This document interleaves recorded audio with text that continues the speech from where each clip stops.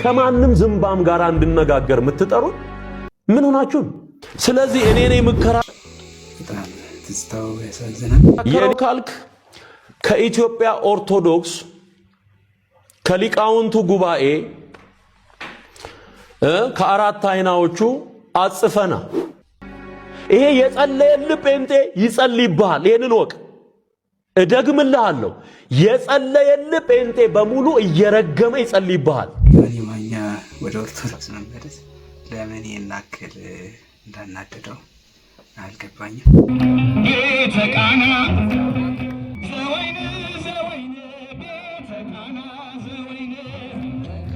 የቃና ዘገሊላ በዓል ጥር 12 አይደለም። በእርግጠኝነት ብዙዎቻችን ይሄን ነገር አናውቀውም። ቃና ጥር 12 አይደለም ከተባለ ተሸውደናል። ያለ መባረክ ከሩቅም ከቅርብም የመጣችሁ ሊቃነ ጳጳሳት ሁሉ እንኳን ደህና መጣችሁ። የታናሹን ብላቴና ቅኔ አብረን እንመለከታለን። ታዲያ አጫብር እኔ በደንብ ተለማምጄዋለሁ ሰሞኑን። ታዲያ ያንን አጫብር በደንብ አድርጎ የሚዘምረው ወይም ደግሞ በደንብ አድርጎ የሚለውን ሰው ተሸናፊው አሸናፊውን 200 ብር ይሰጣል።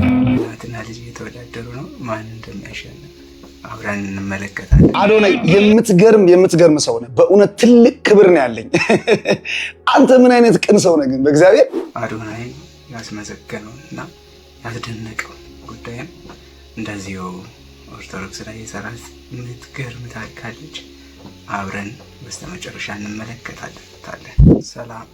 ለማንኛውም ትዝታው ደብዳቤ ያጽፈና ብሎታል ለወንድማችን ዘማሪያ። በጣም ነው የተበሳጨው። ምን እንዳበሳጨው አብረን እንመለከታለን። ተንኮሳውን የጀመሩት እነሱ ናቸው። ታቦት ተሸክሜያለሁ አድርጎ ማያውቀው። እንግዲህ እኛ ትዝታውን የምናውቀው ከልጅነታችን ጀምሮ ሲዘምር ነው። እንግዲህ ያው እኔ አላቅም። አንዳንዴ የምንተቸውን ነገር ሰው እንዳይጎዳ እንጠነቀቃለን። ከማን እንደሆነ ክህነት እንደተሰጠው የት እንደነገር እኔ አላቅም።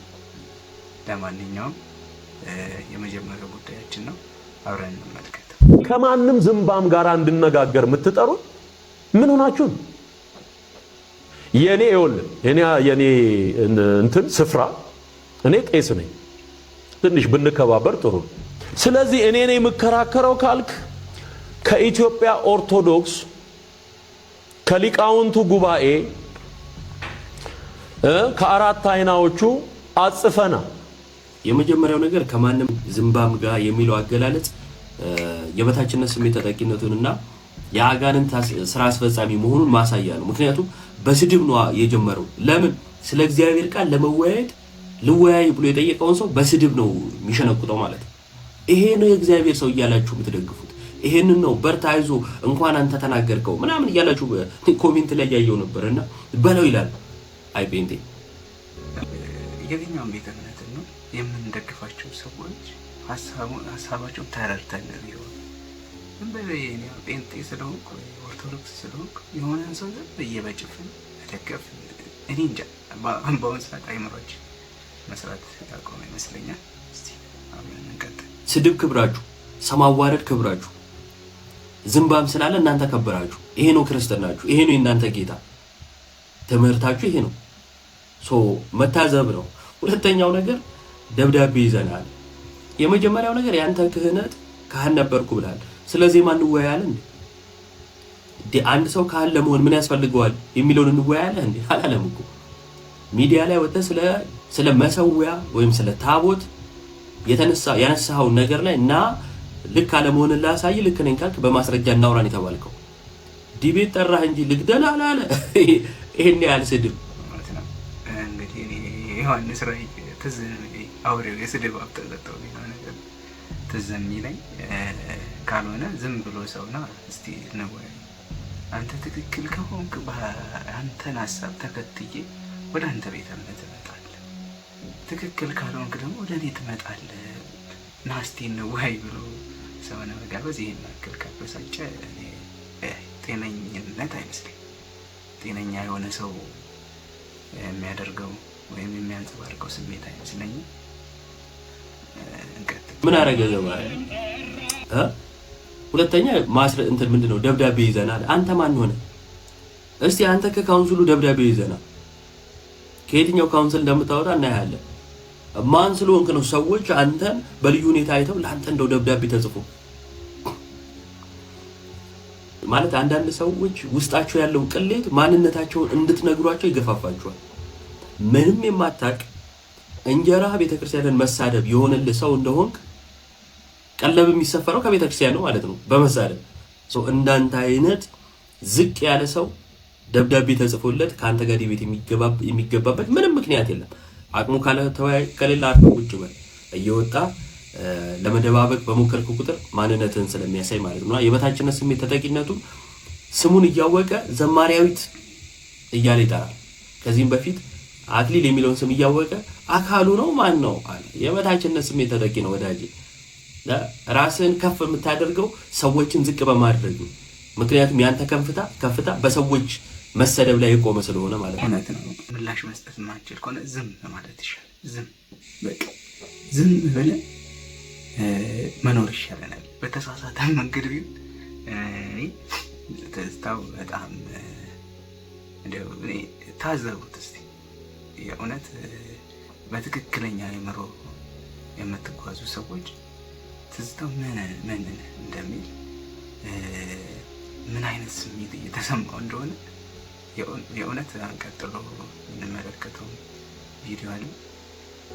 ትዝታው ሳሙኤል ዮኒ ማኛን ገና ንፍጡን ያልጠረገ ሕፃን ልጅ ነው እያለ ነው።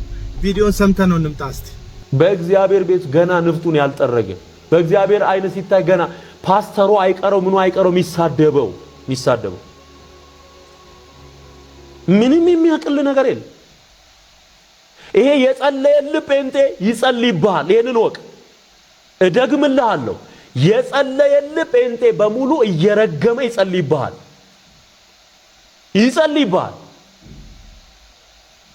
በእግዚአብሔር ፊት ነው የምናገረው። ብዙ ቅዱሳን ልባቸው ባንተ እንደተጎዳ አውቃለሁ። በጣም ብዙ ሰዎች ሲጸልዩልህ የኖሩ ሁሉ እግዚአብሔር እንዲፈርድብህ የፍርድን ጸሎት ሊጸልዩ ይችላል። ከነሱ ወገን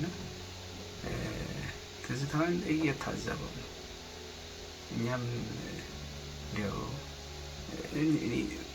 ስለሱ ባናወራው ደስ ይለኝ ነበር፣ ግን ምን እናድርግ እንግዲህ ምንም ሰው አርፎ ትቶት በተቀመጠ እንደ ኢሹም እያደረገ እንደው እያስተዋወቅ ነው ይመስለኛል።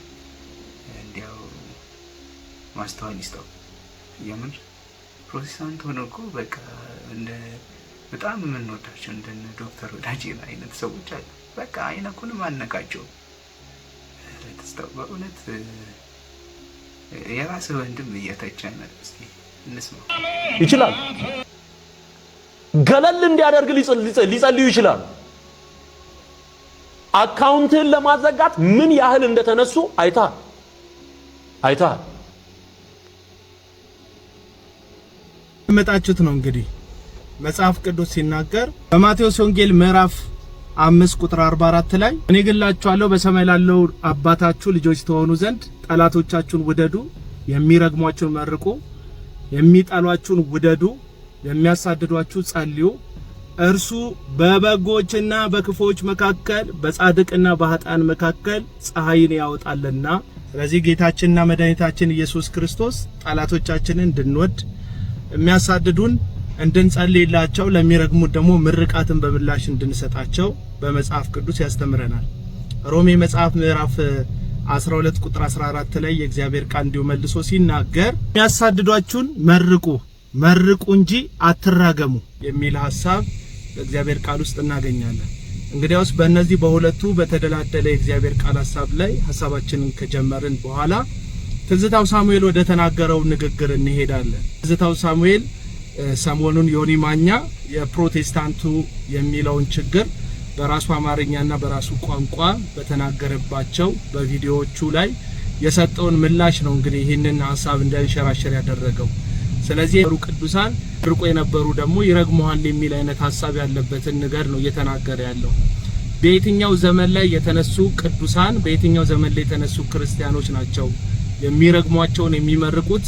ጠላት ለሆነባቸው ሰው የእርግማን ንግግርን የሚናገሩት። ይሄን ነገር ለትዝታው ሳሙኤል አድርሱልኝ። ዮኒ ማኛን ከመጀመሪያው ጊዜ አንስቶ የመጣበት አመጣጥ ልክ እንዳልሆነ ጥቂት ከሚባሉ አማኞች ጋር ፍለፊት ወጥቼ ስናገር እንደነበረ ይሄንን ቪዲዮ የምትከታተሉት ሁላችሁ ምስክር ትሆኑኛላችሁ። ከአንዳንድ ሐሰተኛ ምስክሮች ውጪ ሁላችሁ እንደምትመሰክሩልኝ አምናለሁ። ነገር ግን ይህ ማለት ዮኒ ማኛ ሲራገም እንርገመው ወይም ጥላቻ የጠላን ሲመስለን በምላሹ ጥላቻ እንስጠው እያልን አይደለም። በዛ ላይ ደግሞ አካውንትን ለማዘጋት ምን ያህል እንደተንተፋተፉ አይተካል የሚል ሐሳብን ስታንጸባርቅ ሰምቻለሁ። ወንድማችን አቤላውና በጣም አመሰግናለሁ። ሲያወራ ለምን ፕሮቴስታንት ወክሎ ስለሆነ እያወራ ያለው ቄስ ነኝ ሰምታችሁታል። ቄስ ነኝ ብሏል። ተስተው ግን አቤል ትዝታው ሳሙኤል ያለ ነው የጠራው። ስለዚህ እንደው ፕሮቴስታንቱ ቤትም ዝም ብሎ ተነስቶ ቄስ መባል እንደማይቻል ወንድማችን ያው ከንግግሩ እየተረዳን ነው። ሜቢ ተሳስቼ ከሆነ ወይም እሱም ተሳስቶ ከሆነ እርማት አረሞ እንደገና ቪዲዮ እንዲሰራ ጠይቃለሁ። እኛም ትዝታው በእውነት እንደ ትዝታው ሳሙኤል በሚለው እኛ ቤት እንደውም በጣም ተከብረ ነበር። በጣም እስከ ምንድነው ሊቀ መዘምራን ልንል ትንሽ ነበር የቀረን።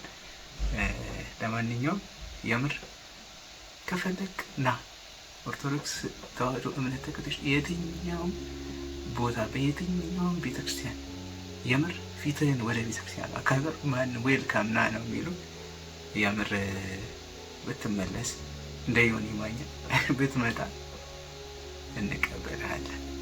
እንቀበል። የሶሻል ሚዲያ የጥላቻ እውራንና የጥላቻ ሐሳብ አቀንቃኝ የሆናችሁ ግለሰቦች በጣም ብዙ ሰዎችን በመሳደብ የሐሰት ስምን በመለጠፍ ሚዲያው ላይ በጣም ራሳችሁን ለማቆየት የሞከራችሁ እየተመለከትኩ ነው ያለሁት። ዮኒ ማኛ ከዚህ በፊት ባነሳቸው አጀንዳዎቹ ዙሪያ ላይ ተከፍሎታል ብሎ ከሚያምኑ ሰዎች መካከል አንዱ ነኝ። ይሄንን አጀንዳ ሲያራምድ ግን ተከፍሎት ነው የሚያራምደው ምናምን የምትሉ ሰዎች በጣም ውሸታሞች ናችሁ። በቃ መጀመሪያም የሄዳችሁበት መንገድ ልክ ስላልሆነ እሱን የያዛችሁበትን መንገድ መጽሐፍ ቅዱሳዊ ስላልሆነ ከናንተ እጅ አፈትልኮ ወጥቶ የራሱን ሐሳብ ማራመድ ሲጀምር በዚህን ያህል መጠን ስሙን ለማጉደፍ አትሞክሩ። እናንተ መስቀል የተሸከምን ክርስቲያኖች ኢየሱስን የምንመስል ደቀ መዛሙርቶቹ ነን ካላችሁ በጥላቻው ፈንታ ጠልቶናል የምትሉ ከሆነ መውደድና ፍቅርን ያልተቆጠበ ርህራይን አሳዩት እንጂ በዚህን ያህል ደረጃ ስም በማጥፋት ዘመቻ ባትዘምቱ ደስ ይለኛል። እውነት ነው። እኔ ዮኒ ማኛ ኦርቶዶክሳውያን በፍጹም የምሬ ነው። ማንም ከፍሎት የሚመጣ አይመስለኝም። የተሳሳተ ሀሳብ ነው። ይህንንም ጉዳይ አይምሮን ነጻ አድርገን ሀሳብን ስለሰጠ የምር ሶሻል ሚዲያው ላይ እንወድሃለን። በጣም እናመሰግናለን። የታናሹን ብላቴና ቀይ አብረን እንመልከት። መቃባ ከኒልማ ከናፍረ ቁልቁሉ ባከተኮ እኛን ለመባረክ ከሩቅም ከቅርብም የመጣችሁ ሊቃነ ጳጳሳት ሁሉ እንኳን ደህና መጣችሁ።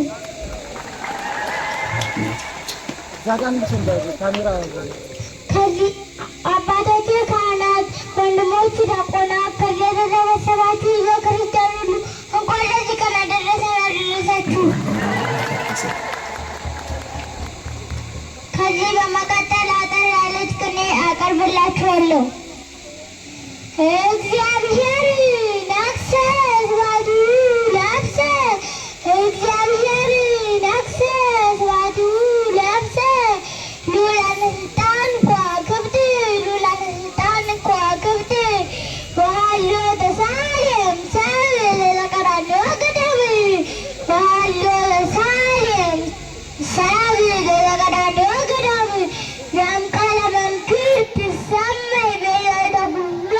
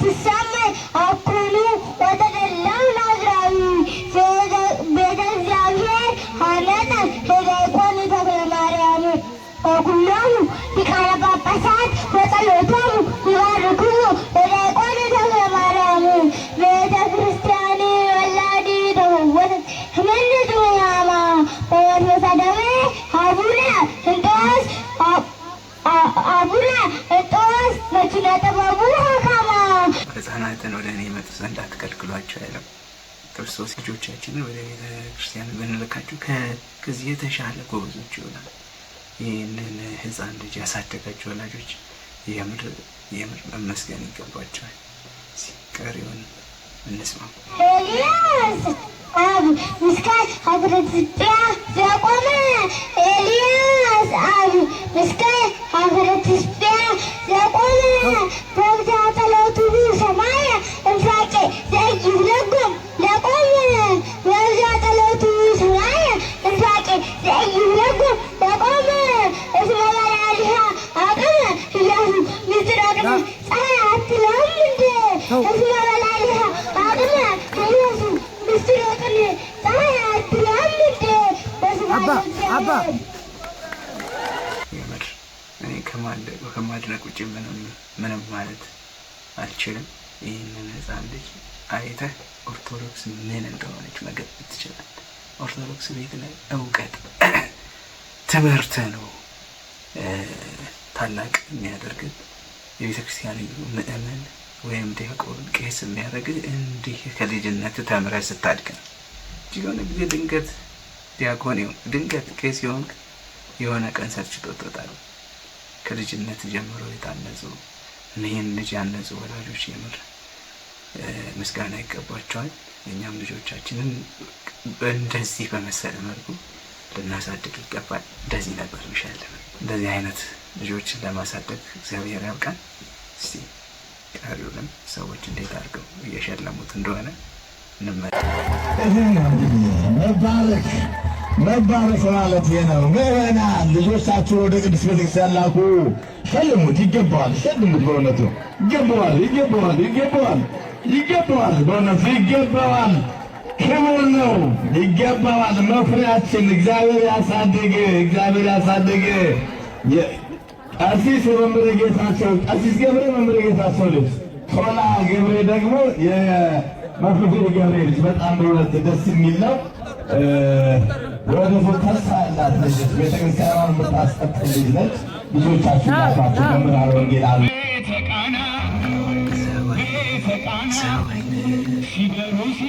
የቃና ዘገሊላ በዓል ጥር 12 አይደለም። በእርግጠኝነት ብዙዎቻችን ይህን ነገር አናውቀውም። የማናውቀውን ያልኩት ታዲያ የምታውቁትን አይደለም። እናም ጥር 12 አይደለም።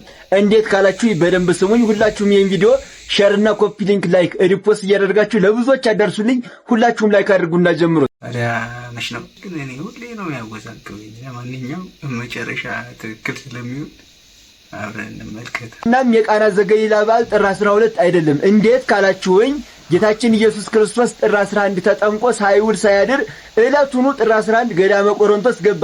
ከዚያም በኋላ ገዳመ ቆሮንቶስ ለ40 መዓልት ለ40 ሌሊት ጾመ ጸለየ። ከዚያም በኋላ ከወጣ በሶስተኛው ቀን ማለት ነው ወደ ቃና ዘገሊላ ሄደ ማለት ነው። ስንት ቀን ማለት ነው? ገዳመ ቆሮንቶስ 40። ከዚያም በኋላ ከወጣ በኋላ በሶስተኛው ቀን ወደ ቃና ዘገሊላ ሲሄድ 43 ቀን አለ ማለት ነው። እና መቼ ነው ታዲያ ካላችሁኝ ከጥር 11 ጀምራችሁ ስትቆጥሩ 43 ቀን የሚሆነው መቼ ነው? የካቲት 23። ስለዚህ የቃና ዘገሊላ በዓል የካቲት 23 ነው ማለት ነው። እና ታዲያ ለምንድን ነው ጥር 12 የምናከብረው ካላችሁኝ አባቶቻችን ናቸው ወደዚህ ያመጡት። ለምን ካላችሁኝ ደግሞ የውሃን በዓል ከውሃ ጋራ ማክበር ጥሩ ነው ብለው ነው። እንዴት? ጥምቀት በውሃ ነው አይደል? የቃና ዘገሊላ ደግሞ ውሃው ነው ወደ ወይን የተለወጠው ማለት ነው። ስለዚህ የውሃን በዓል ከውሃ ጋራ ማክበር ጥሩ ነው ብለው ወደዚህ ያመጡት። እውነት ነው። እንግዲህ ይህንን ከመረዳት ውጭ ምንም ማለት አንችልም። ብዙ ባህላቶች አሉ። አብይ ጾም ላይ ያሉ ባህሎችን በሙሉ ወደዚህ የንግስ ወይም የደስታን በዓላቶች ከደስታ ጋር በደስታ ጊዜ እናክብራቸው በሚል አባቶቻችን በሰሩ ስርዓት መሰረት አሉ። ብዙ ሌሎች ምክንያቶች ስላሉ አሜን ብለን መቀበል ነው። ቃና ዘገሊላ በዶኪማስ ቤት ተገኝታ በአማላጅነቷ ውሃውን ወደ ወይን እንዲቀየር ያስደረገችው ማናት? ድንግል ማርያም ናት። የሁላችንንም ህይወት ትቀይርልን። እስኪ ሁላችሁም ኮመንት ላይ ድንግል ሆይ የኔንም ህይወት በአማላጅነትሽ ቀይሪልኝ እያላችሁ ጻፉልኝ። ሁላችሁም ድንግል ሆይ የኔንም ህይወት በመልጃሽ ቀይሪልኝ እያላችሁ ሁላችሁም ጻፉ። የሁላችሁም ትቀይርላችሁ የኔንም ጨምሮ ማለት ነው። ድንግል ማርያም ወደ ሙላት እንደ ቀይርሽ የኔንም ጎደሎ ህይወት ቀይሪልኝ እኔም ኮሜንት ላይ ጽፋለሁ። ሁላችሁም ኮሜንት ሴክሽኑ ላይ ጻፉ። ኮሜንቱ ላይ እንገናኝ። ቪዲዮ ለሁሉም እንዲዳረስ ሼርና ኮፒ ሊንክ ላይክ ሪፖስት እያደረጋችሁ ለዓለም አዳርሶት። ሁላችሁም ቤቱን ፎሎ አድርጉ፣ ይጠቅማችኋል። እወዳችኋለሁ። ላይክ እሺ እንዳትረሱ። እሱም ብላ ላይክ ላችን የራሱ ላይክ አደርገዋለሁ። ላይክ አድርጉ። የእናትና ልጅ አጫብር በመዘመር እየተወዳደሩ ነው። አብረን እንመልከት። ገብርኤል ስሙ ይኸውልሽ እማዬ፣ ገብርኤል ስሙ የሚለውን አጫብር ታውቂዋለሽ? ታዲያ እሱን አጫብር እኔ በደንብ ተለማምጄዋለሁ ሰሞኑን። ታዲያ ያንን አጫብር በደንብ አድርጎ የሚዘምረው ወይም ደግሞ በደንብ አድርጎ የሚለውን ሰው ተሸናፊው አሸናፊውን 200 ብር ይሰጣል። ከኔና ካንቺ ጥሩ ችግር የለም። ከማን ጋር እንደምትወዳደር ማወቅ አለብሽ። ተይ ችግር የለውም። 200 ብር ነው ያሸነፈ 200 ዴትን ኢትዮጵያ 200 በይ ግቢ። ቤንጃሚን እሰጥሻለሁ ከፈለግሽ። እሺ መጀመሪያ አንቺ ቅደሚ። ቅድሚያ ለሴቶች። በቃ ገብርኤል ስሙ ዘአምሃ ለማርያም ዘበትርጓሜሁ አምላክ ውእቱ። ገብርኤል ስሙ ዘአምሃ ለማርያም ዘበትርጓሜሁ አምላክ ውእቱ ይበልህ አግኒሞ ዜናዋ ለደብረ ልዑል ኢየሩሳሌም አምኖነ ዘይመጽእ አብይ ኖላዊሆም ይበልህ። የምር እኔ ራሱ እነዚህ ሁለቱም ልጆች የሚያሸንፉ ይመስለኛል። የልጅቷም እንደዚህ ከሆነ የምር 200 ብር። የምታውቋት ሰዎች ይህን ቪዲዮ አድርሱልኝ ወይም ደግሞ ንገሩልኝ። ስልክ ዲስክሪፕሽን ላይ ስልክ አለ፣ ይደውሉልኝ። 200 ብር በተናገርኩት ቃል መሰረት እልካለሁ። ስለዚህ አደራ ለእነሱ እንዲደርስ ደግሞ ላይክ አድርጉ። የምሬ ነው። ቪዲዮውን ከፍታችሁ የምታዩ ሰዎች ላይክ ካደረጋችሁ ለሁሉም ህዝብ ይደርሳል። ያላፋት ዝማሬን ላይክ በማድረጋችሁ ምክንያት ነው ለ23,000 ሰው የተዳረሰው እና በቃሌ መሰረት ይሄን ብር እልክላችኋለሁ። የምታውቋቸው ሰዎች ስልኬን ከዲስክሪፕሽን ላይ ሰጧቸው። የልጅቷን አብረን እንመልከት። ገብርኤል ስሙ ዘአምሃ ለማርያም ዘበትርጓሜሁ አምላክ ውእቱ ይበል አቅድሙ ዜናዋ ለደብረ ልዑል ኢየሩሳሌም አምሃሁ ለዘይመጽእ አብይ ኖላዊሃ ይበል። ኮሜንት ላይ ማን እንዳሸነፈ ጻፉልኝ። ይገርም ነው። 200 ብሩን እንሰጣት ይሆናል። ካሸነፈች አስራት የምር ሁለታችሁ ማሸነፋችኋል። እኔ ጋር 200 ብር አላችሁ። የመጨረሻው ቪዲዮ አብረን እንመልከት። በአዶናይ በሰራው ስራ ያስገረመውን ጉዳይ የመጨረሻው ጉዳያችን ነው። አብረን እንመልከት። እንጂ ደስተኛ አልሆንኩም፣ ታዋቂ ሆኜ ደስተኛ አልሆንኩም። እነዚህ ልጆች ግን ሲስቁ ሳይ በቃ ደስታ ይሰማኛል። ስለዚህ እዩ እነሱ ትንሽ ካገዘኝ እኔ በቃ በጣም ደስ ይለኛል ነው አላማዬ። ይሻቸው ሄዱ። ከዛ ደረስን ህንጻው ላይና ምንድነው የተፈጠረው መሰላችሁ? ወረድን ከመኪናው። ትንሹ ልጅ መሮጥ ጀመረ። እሱ የመሰለው ምንድነው ሃይማኖቱን እናስቀይረው ነው። ገባችሁ? ይሄ ልጅ እንግዲህ ማወቅ ያለባችሁ ተስፋውን ዲያቆን ነው። ኦኬ ዲያቆን ነው። በጣም ሃይማኖቱን የሚወድ የሚያከብር ልጅ ነው። አንድ ቀን እንደውም ተሳስተን በርገር ቤት ወስጃቸው ሮብ ነው በርገር በላ ተሳስተው። የልጅ ምን እንዳደረገ ታውቃላችሁ? ሽንት ቤት ሄዶ ቦሚት አድርጎ ተመለሰ። ከዛ አትክልት ሳንዱች አዘዝኩት። በጣም ምንም የማይደራደር ልጅ ነው። አዶናይ የምትገርም ሰው ነህ። በእውነት ትልቅ ክብር ነው ያለኝ። አንተ ምን አይነት ቅን ሰው ነህ ግን በእግዚአብሔር። ቀጥታ ምን አዶናይ ጋር ደውዬ ነበር። እግዚአብሔር ምስክሬ ነው። ለኔ ያወራልኝ ነው እዚህ ሚዲያ ላይ ያወራው። በጣም ነው የገረመኝ እና ተነጋግረን ጉዳዮቹን ፈተናቸዋል እና ወደ አደባባይ ይዤ ያልወጣሁትኝ እኔ በባህሬ ጉዳዮቹን በውስጥ መፍታትን እወዳለሁ። ስለዚህ አዶናይ ከኔ ጋር ያወራውን ነገር ነው ያወራው እና እዚህ ጋር መናገር የምፈልገው የደቡብ ኦርቶዶክሳዊ ባለማዕተቦች እንዲህ አይነት ጠንካራ እንደሆኑ መናገር ስለፈለኩ ምናልባት ሊቸግራቸው ይችላል፣ ሊያጡ ይችላሉ። የደቡብ ኦርቶዶክሳውያን እንደምታስቧቸው አይደሉም። በጣም ልባምና ጠንካራ ናቸው። የትኛውም ችግርና መከራ ማዕተባቸውን አያስፈታቸው። እውነት ነው። ለማንኛውም አዶናይን የታዘብኩት ማለቴም ከሃይማኖት አባቶች ራሱ የጴንጤ ሃይማኖት አባት ነኝ ወይም የኦርቶዶክስ ወይም የእስልምና ሃይማኖት አባት ነኝ የሚሉ ሰዎች እንኳን የማያደርጉትን ነው ያደረገው። ሁለት ፕሮቴስታንትና ኦርቶዶክስ ከጎዳና አንስቶ በጣም እኔ ከአእምሮ በላይ ነው። አዶናይን ለዚህ ነው ማደንቀው። ለማንኛውም ቀሪውን እንመልከት። ምናልባት እግር ስር ተደፍተው ጫማህን ሊጠርጉ ይችላሉ። ነገር ግን በማዕተባቸው ከመጣ የሚደራደሩ ኦርቶዶክሳውያን አይደሉም። ልባምና ጠንካራ ናቸው። ሁሌም ለእናንተ ክብር አለኝ። ለዚህ ነው ከአካባቢያችሁ ከሰፈራችሁ መጥፋትም አልፈልግም። ጥንካሬን፣ ልባምነትን፣ ሃይማኖትን መውደድ ከእናንተ መማር እፈልጋለሁ። የትኛውም ችግርና ማጣት ከማዕተባችሁ የማይበልጥባችሁ እናንተ የደቡብ ኦርቶዶክሳውያን እንደ ሁልጊዜው ለእናንተ ክብር አለኝ። ጋይስ አዶናይ እየረዳቸው ያሉት ሶስቱ ልጆች ሁለቱ የፕሮቴስታንት እምነት ተከታይ ነው። አንዱ ግን ዲያቆን ተስፋውን ይባላል፣ ኦርቶዶክሳዊ ነው። እና አዶናይ እነዚህን ሶስት ልጆች ማገዝ ብቻውን ስላቃተው ነው ወደ እዩ ጩፋ ቢሮ ያቀናው። ነገር ግን ሁለቱ እዩ ጩፋን ሲያገኙት ደስ እንዳላቸው አይታቸዋል። ነገር ግን ዲያቆን ተስፋውን ግን ሃይማኖቴን አይወክልም፣ ወደዚህ አልገባም፣ ጴንጤ ልታደርገኝ ነው እንዴ ብሎ ከእጁ አምልጦ እንደሮጠ አዶናይ ነግሩናል። እኛ ግን ዛሬ እየሮጥን ወደ እነሱ ነው የምንሄደው። የምር ይህን ትንሽ ታናሽ ልጅ አግኝተን ብንረዳውና ራሱን እንዲችል መንገድ ላይ ጎዳና ተዳዳሪ ወደ መሆን ነው የሚሄደው። አዶናይ እንዲያግዘው ከማሰብ አንጻር ነው። ያው አንዳንድ ሃይማኖተኛ ጠንካራ ሃይማኖተኛ ካልሆነ ሰዎች ብቻ እንዲረዱ ብቻ ነው የምንፈልገው እና አዶናይ ጥፋት አለበት። ለማንኛውም ልጁን ፈልገን እናግዘው። አዶናይ ግን የምር ጥሩ ስራ ነው የሰራው። ልጆቹን ያለ ልዩነት የሃይማኖት ልዩነት ሳትወግን ሁሉንም በኩል ስለረዳ የምንወድ ድንቅ ወንድማችን ነህ።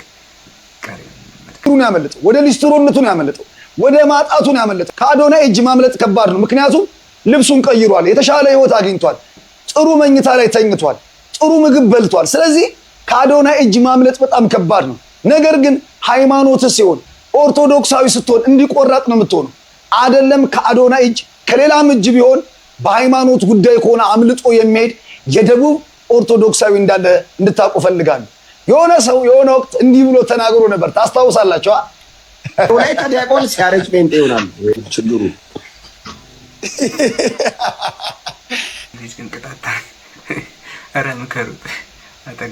አጠገቡ የምትኖሩ ሰዎች ምከሩት። በጣም እኔ በጣም እያቅለሸለሽ እንዳልክ በጣም የምወደው ልጅ ነው። የዛኔ በጣም ሲለፈልፍ በጣም ወደው ነበረ፣ ግን ተበላ፣ በቃ ተሸወደ። ለማንኛውም እና ወደ ቤት ተመለስ። እዛ ምንም የለም ከጩኸትና ከጫጫታ ውጭ ምንም የምታገኘው ነገር የለም። ሰላም ያልተረጋጋ ህይወት ነው የምትኖረው። ተረጋጋ ህይወት መኖር ከፈለክ ግን እና እንዳልክ የምር እንደው ወይኔ የደቡብ እያልክ የማይረባ ቁማር ትጫወታለህ። ለማንኛውም ንቃውን የነቃህ ቀን ምን ሆኜ ነው እንደምትል እርግጠኛ ነኝ። ያያን የመጨረሻ ሀሳቡን እንስማለን። አንድ መዝሙር አብረን እንዘምራለን። የወላይታ የአርባ ምንጭ የደቡብ ኦርቶዶክሳዊ ሲያረጅ ምን ይሆናል አለ ቱሪናፋ። እንዲህ አይነት ጠንካራ ልባም ኦርቶዶክሳዊ ባለማዕተቦች ናቸው ያሉ ደቡብ ውስጥ እንጂ በእንዳንተ አይነት የሚመዘን ዲያቆን ደቡብ ላይ የለም። ችግሮትም ቢሆን ባይቀጠርም ሰሞነኛ ባይሆንም የደቡብ ዲያቆን እንዲህ ከችግር ጋር ሊጋፈጥ ባለጸግነትን ጥሎ የሚሮጥ ነው እንጂ አንተ እንዳወራው አይደለም። ለማንኛውም የደቡብ ኦርቶዶክሳውያን እወዳችኋለሁ፣ አከብራችኋለሁ። እናንተ ማለት ለሃይማኖታችሁና ለማዕተባችሁ ታማኝ ሆናችሁ ኦርቶዶክሳውያን ናችሁና ሁልጊዜም ደቡብ ላይ ለምትገኙ ኦርቶዶክሳውያን ባለማዕተቦች ሰላም ለእናንተ ይሁንላችሁ። እወዳችኋለሁ አቦ።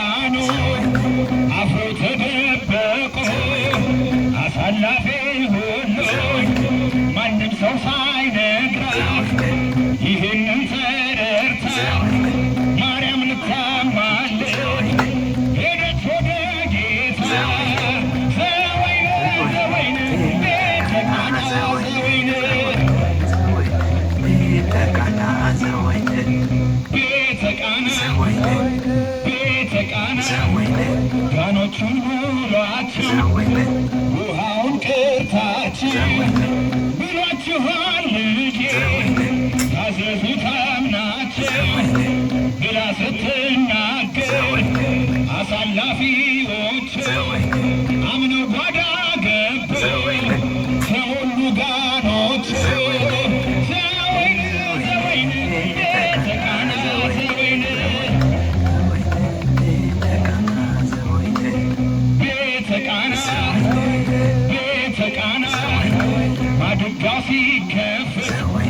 መልካም ወይን ሆነ የክርስቶስ ክብር በቤቱ ገነነ። የእመቤቴ ምልጃ ታሪክን ቀየረ። መናኛው በሐዲስ ይኸው ተቀየረ። ዘወይን ዘወይን ቤተ ቃና ዘወይን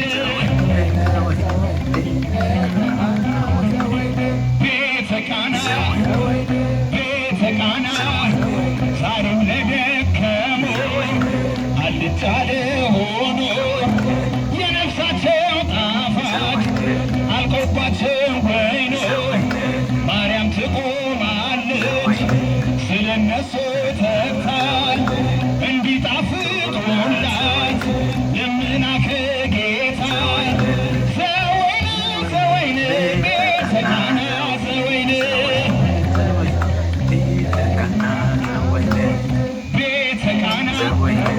ቤተ ቃና ልጇም ኤልሻዳይ ነው።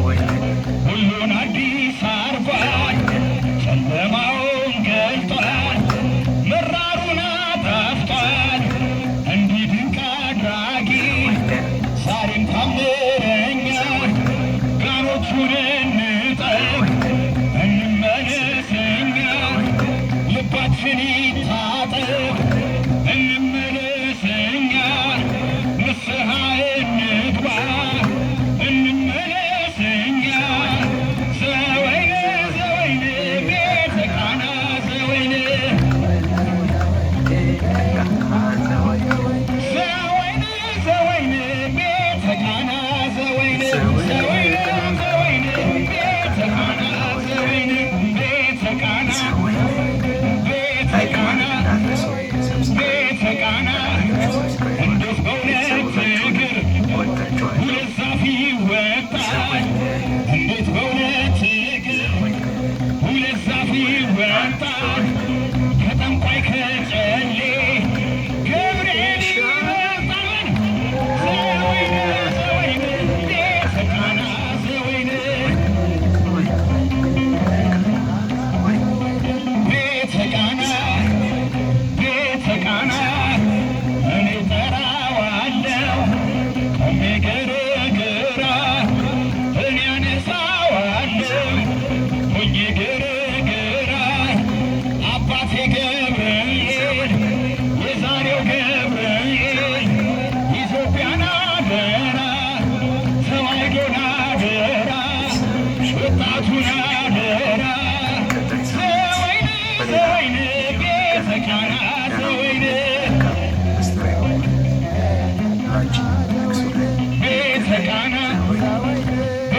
ቃና